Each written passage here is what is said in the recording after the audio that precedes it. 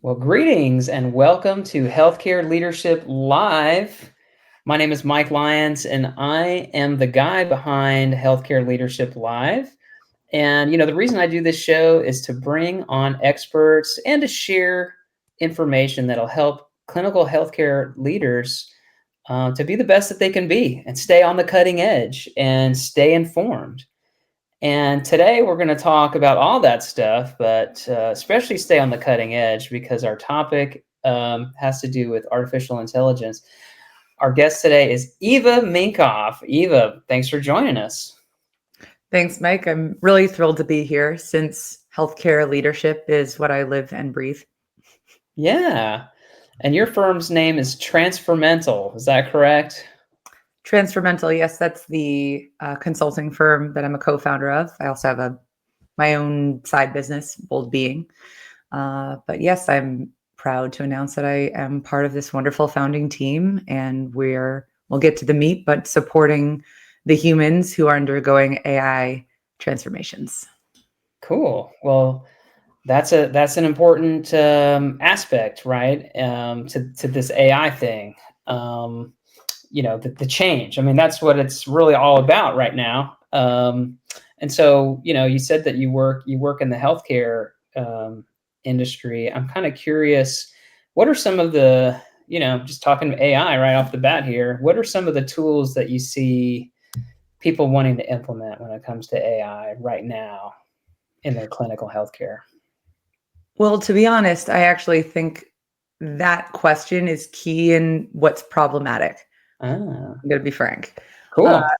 People jump to what are the tools that they should be using without considering why they're using those tools. And I don't mean for like what exactly you want to accomplish in terms of like tasks and outcomes, but actually what you want to accomplish as an organization, noting who makes up your organization. I start by asking organizational leaders, like, what is already strong in the clinic and how could technology support it? And also what might be missing so that they're aware of that to build toward, but that would be secondary. So first asking, like, what kind of coworker would lighten the load for your team? So I often see AI as like a new hire, you could say. How would this new hire interact with the people already there? What would partnership look like between your staff and this new hire, this tool? These are all predetermining factors in order to choose those tools. I think of it similarly to when a client, I'm a formal coach, which means we don't actually give advice. Some people don't get that. Coaches don't give advice. We ask very bold questions to help you come to the realizations yourself, is a long story short. And so again, similarly, I could provide a strategic plan and be like, here are some great tools I think they'd optimize what you have going on, what your goals are. But at the end of the day, I need to know more about you and your people before I give you a long list of like my top rated tools, because it doesn't matter. We could brainstorm until the cows come home. And once we do the real work, none of those recommendations may apply anymore.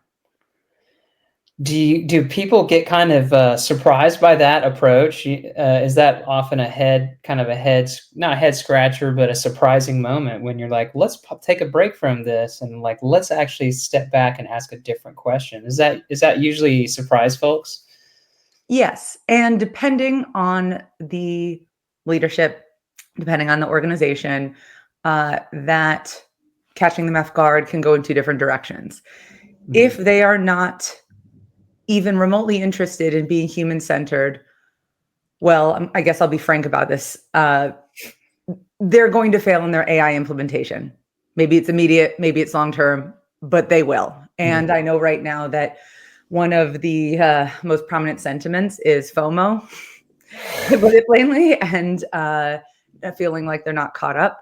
So by racing and trying to keep up by implementing tools as fast as possible without considering the humans behind it who are partnering with it, it like inevitably will not work out. unless you got super, super lucky and somehow your culture is like unshakable and you know your people so well without having ever ventured into the world of AI before. All that to say, I wouldn't say it is likely. And so when I say that leadership, kind of look at it two ways. If you're really not thinking about your people and don't see that as a worthy consideration, because some people see that as slowing down, it's I just like to say I would not advise it. Yeah. And it is unfortunately a mistake that many still make. But I think that is finally changing. We're noting just how imperative building that foundation is for your clinic, for your organization, before such a rapid change. And I'll just make one note before we go any further. I'm using the word transformation. A lot of that word is being thrown around all over the place right now. And I want to give a very, very simple definition so we have context for this. Transformation is not change. It is not improvement. It is not enhancement. It is something completely new. I say it's not like a circle that became a bigger circle. It's like a square that became a triangle. And we are inevitably in a time of transformation because this is change at such an accelerated pace that in order for humans to adapt and thrive, it requires just a shift in how we are showing up as professionals and as people. Okay, there's a few nuggets in there that kind of stimulated my brain. So first of all, as an HR professional in clinical healthcare, I'm loving what you said about, putting the people first and putting the people at least first in the process, thinking about things from a human-centric perspective. I wonder, I guess there are people out there that just never get that, right? They never get that. They never think about it and they go down the road and they crash and burn. That kind of sounds like what you were suggesting there. Yeah, don't like to always be so harsh or presumptuous. I'm just going to lay it out there. How I'm feeling right now. I feel like being straight with people. Yeah, just lay it out there. And then the other thing I was thinking is, transformation. What I was conjuring when you were talking was kind of like the caterpillar to the butterfly kind of a thing. And it's like, how did that even happen? Like, I couldn't have even imagined where we were going to get from where we started. And so, I don't know, maybe is there an example that you can think of how that might look to someone who's saying, I can't even picture where this might go? I was just thinking that I would go from writing a document in 10 minutes to writing it in 2 minutes. Like, that's not transformation. So can you give maybe an example of what that might look like to wrap my head or my small brain around? Sure. And just to use another framing that I've liked also in coaching, so transformation like in individuals, I think of it as unrecognizable. Wow. Now, I said transformation is not change, but to simplify, you can think of it as like micro changes over time to the point where if you look at from point A to point B or the other side, you are unrecognizable. Your role is unrecognizable. The way you run your clinic is unrecognizable. And there's so many ways that looks. I mean, even thinking about the common use of ChatGPT. For most people who use it on a regular basis, probably throughout their day, their workday is unrecognizable from what it used to be. I think I can pretty firmly say that. I know mine has been. I like to practice what I preach, and so I use AI a lot. And therefore, if we aren't simultaneously adapting, transforming ourselves to go along with what externally is transforming, we're going to get lost in it. This show is sponsored by Seasoned Advice HR Services, where I help clinical healthcare businesses to make more money and save more money by hiring better, retaining better, and reducing your HR risk. if you would like an HR assessment or ongoing HR support, please reach out to me at seasoned-advice.com. I was actually just having a conversation with Perplexity earlier today, just to give an example from my life. And actually, this wasn't even a business application. It was my personal finances. I was trying to get the app or the AI to help me categorize my personal financial, expenses. And I was having a conversation, I was saying, hey, do this, do that. And I was trying to figure out how to put it in the right language. And I could have never imagined, 6 months ago, a year ago, sitting there talking into my computer and giving it instructions like it was, an employee. And I was, believe me, much more direct and rude, I guess, with the AI than I would with an employee, but it seems to like that better.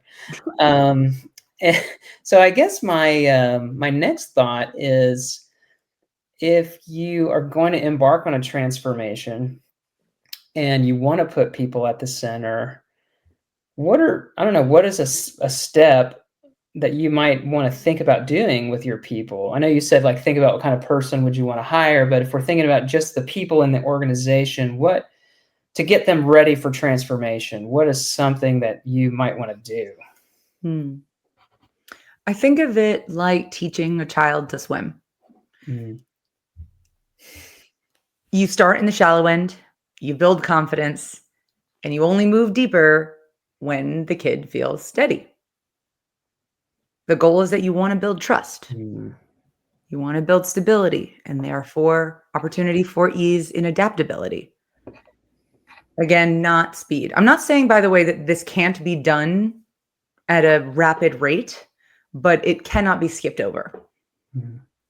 Even if you see it as a slight pause, a slight slowing down, you'll be able to move much faster later. So all that to say, how small can you start so people feel safe trying something new? When we started the Transformental business, we did a deep dive in the literature to find out why transformations weren't working in the AI implementation so far, because a fun statistic is that only 1 out of 3, and it's even really less than that, organizations that implement AI right now succeed. Almost all of them fail. Yeah. Which obviously costs an insane amount of money and time and an effort. And therefore, if you can start by, the literature said specifically that the reason for this was resistance from the people utilizing the AI.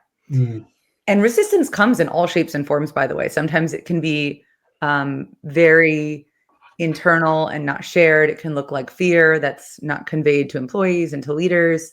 But it can also look like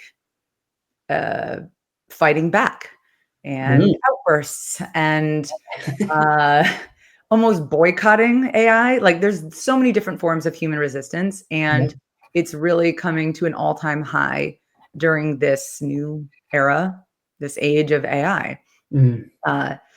So that's why I'm really just harping on the baby steps, if you will. And that is different for every organization. But what is the smallest thing that you can do, the smallest thing you can implement? I don't know, maybe it is using ChatGPT with your employees for a certain type of task. Or using, in clinics, what's it called? Begins with an A, and I'm losing it right now, but it's one of those ambient note takers.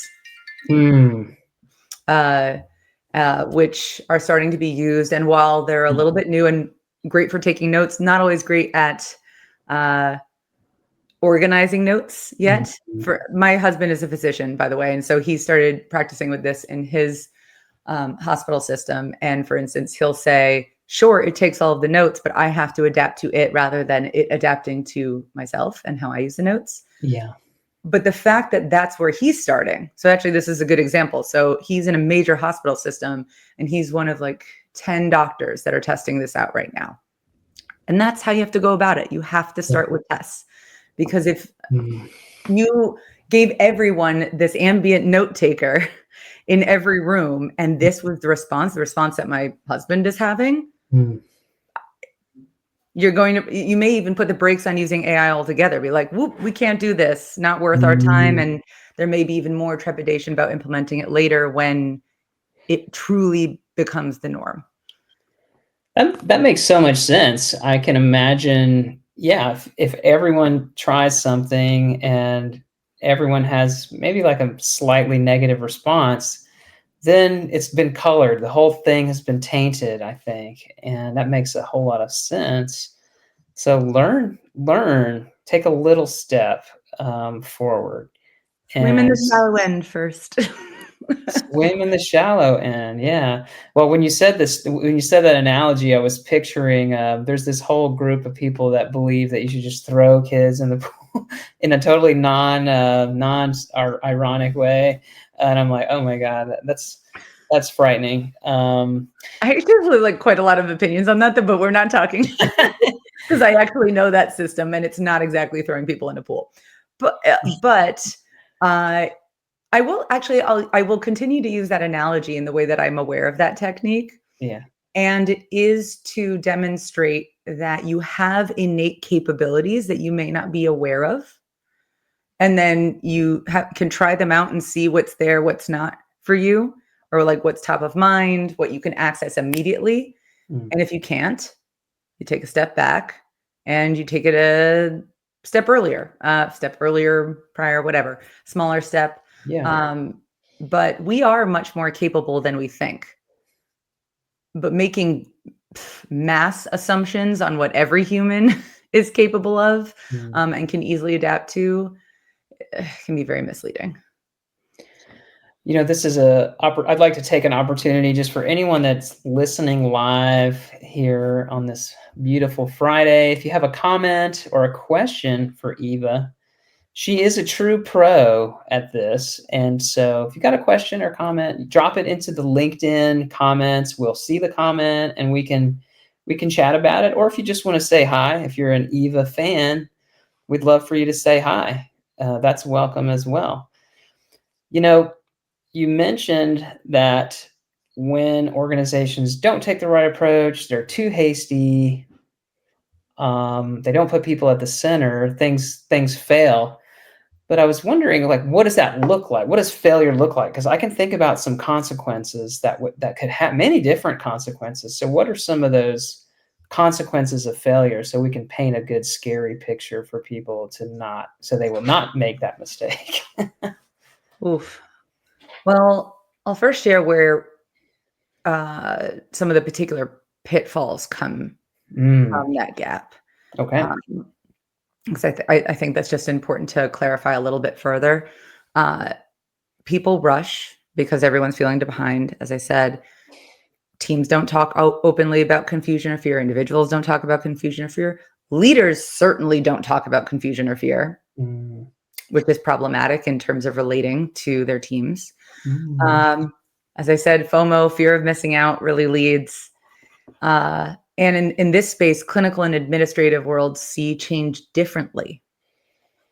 So that in and of itself can lead to, really poor outcomes. And also training will rarely happen once. It'll happen over and over and over again because of the resistance, because of the lack of foundation that's been built. So those are some of the, like, what's happening leading to the consequences. And I mean, I mentioned it earlier, but truly we're talking about usually months, sometimes years, even at this point, of a loss in or an underutilization of, I was going to say budget. It's not budget, but just using your finances poorly. And it's usually a major investment, even if it is a somewhat smaller attempt, because it's sort of like guessing at this point. Even if you're looking and you're getting the best represented tools, there's always going to be better tools. I hate to say it, but that is true. That is something that I understand as a fear many people have. So What's coming to mind, I'm sorry I'm hesitating so much, is ironically, the mental load cost is tremendous. Mm. And it's not just on the effort, the time, and the finances essentially lost, or at least not utilized to the greatest extent. But what really goes unsaid is AI implementation threatens identity. Hmm. Yes, I just said that. Mind blown.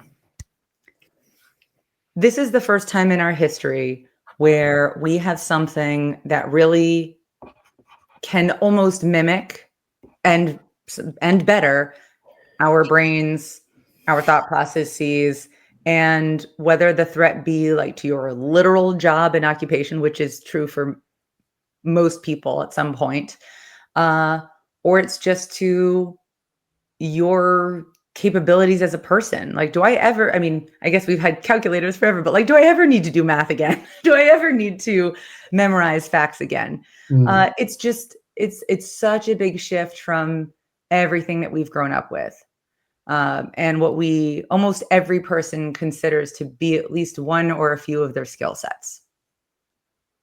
And that's coming from someone who I would say thrives in the soft skill set arena. And still, even for me, I think to myself, there are AI coaches out there, there are AI therapists. Mm.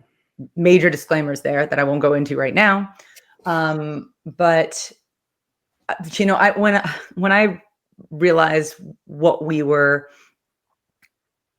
about to embark on, this new age of AI, I thought to myself, oh yeah, I chose a profession that isn't going to be affected by AI. Wrong. Like, big spoiler for me. And so I've decided to embrace it. And I actually have like an AI sidekick coach that I use. Mm. But there are things that, I know I'm going a tiny bit of a tangent here, but there are elements that AI can never replace, like human connection. And since we're talking about the healthcare space in particular here, that is actually our greatest asset. I think of connection as like the new clinical currency. No matter what AI replaces in terms of your actual tasks or the definition of your role as a clinician leader, really any role in healthcare, it will never replace your ability to be with other humans in whatever that means for your role. AI cannot automate that. It cannot replace that. Mm. I mentioned my husband earlier. He's a pediatric gastroenterologist. He does a lot of endoscopies, colonoscopies. At some point, and maybe not too far from now, that will likely be replaced by robots. It's already kind of like a video game. But who he is with his patients, being with them in pain and discomfort, including emotional pain, is imperative to how that care unfolds. Even saying something as simple as, and I think as powerfully as, I believe you, especially when it comes to like functional pain that's not easily diagnosable by a test or a scope. I don't even remember why I got on this topic, but I just really care about this particular use case for AI, as well as what will continue to differentiate us. Yeah. Well, I think, that's certainly one of the topics that I think is on everyone's mind is, what is the endpoint of this transformation for human society? And that's a huge question, and you started to really touch on it there. But it's rewarding to be in a profession where human connection really does matter, and it probably has a bearing on real medical outcomes, I would think. Oh yeah, there's like endless research at this point that I've collected on how communication, connection, the dynamic between, let's just even say, a doctor and a patient influences outcomes. Yeah, so there's definitely a place. We'll go with that for now. There's definitely a place for humans, right, in the future world. And that's not to be concerned about. I feel like that's pretty far away, but you talked about the identity threat of AI, and that's very understandable to someone whose job will be really affected. What does that mean for me? What does that mean for who I am? Do you think that the presence of AI, I've heard a lot of people say the presence of AI will really just elevate you. Actually, at my wife's job, I always mention my wife's job because they're always great examples, often of what not to do. But they've said to their staff, hey, we're going to give everyone an AI, and you're going to be like the supervisor of your AI. Now you're all going to be supervisors, which sounds ridiculous to me, but do you think that this implementation, AI implementations generally, has the potential to help people elevate and do more advanced thinking? Is that a benefit to some of the transformation? And if not, what are some of the benefits that you can articulate to people to help with transformation? No, 100%. I agree with that sentiment. In fact, a lot of people are starting to use augmenting intelligence rather than artificial intelligence, which I'm personally a big fan of. And talking about being unrecognizable, I think what humanity will be able to produce in the even very near future will be unrecognizable. I was reading this book called The Fourth Age, which I highly recommend. That's all really about the age of AI being the fourth age in humanity.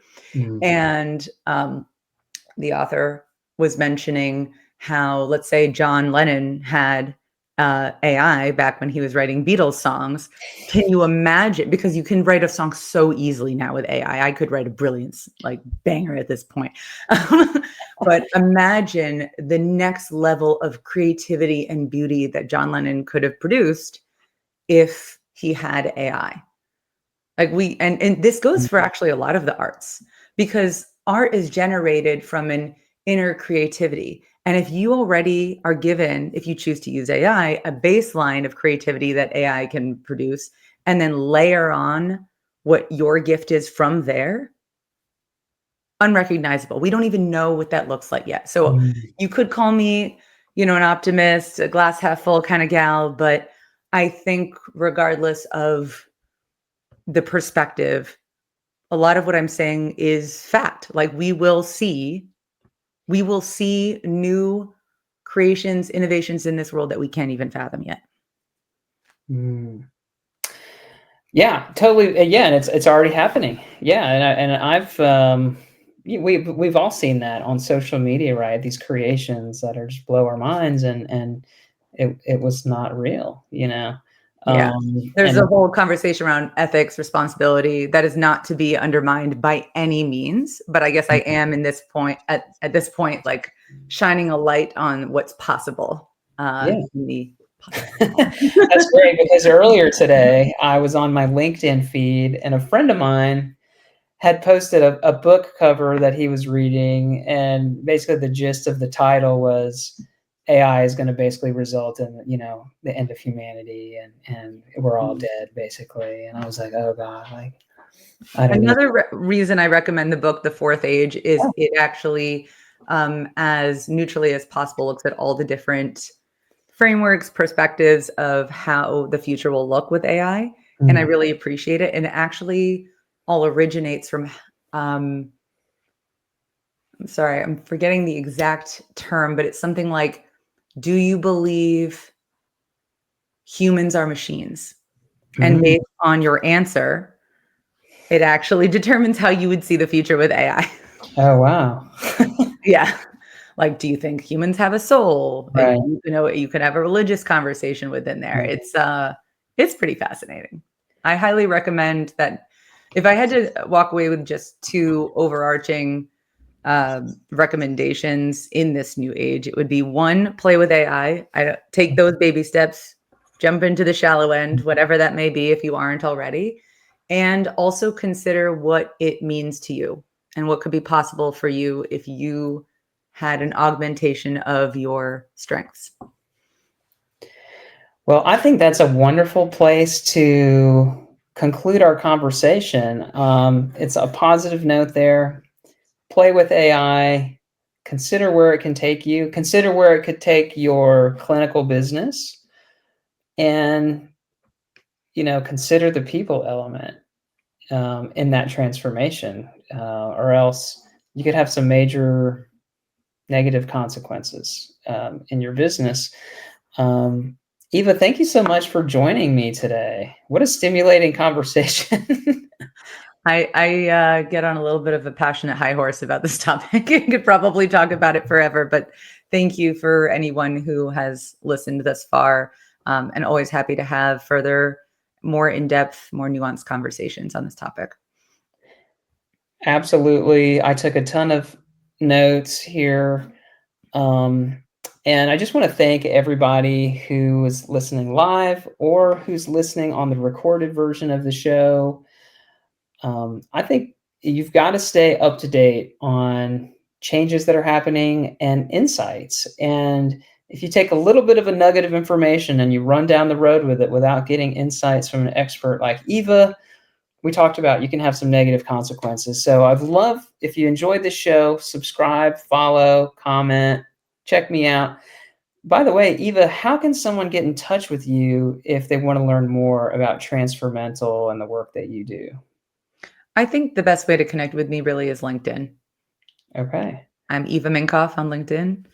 And I might be the only one. Okay. Wow. One and only. Transfermental. Well, that brings this episode of Healthcare Leadership Live to a conclusion.